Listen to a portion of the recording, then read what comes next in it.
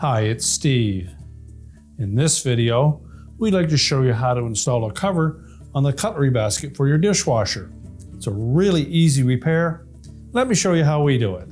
Now to do this repair, we'll begin by opening the dishwasher up. We'll slide the lower rack forward and remove the cutlery basket. Then we'll set that on a suitable surface. Next, we'll take that cover, and you'll note that there are two hinge pins on the end of that cover, and there are corresponding holes in either end of the cutlery basket to mount that in.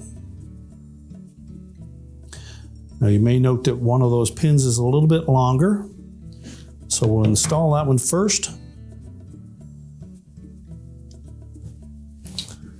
And then what we'll need to do is to gently flex that cover so that we can line up the second pin.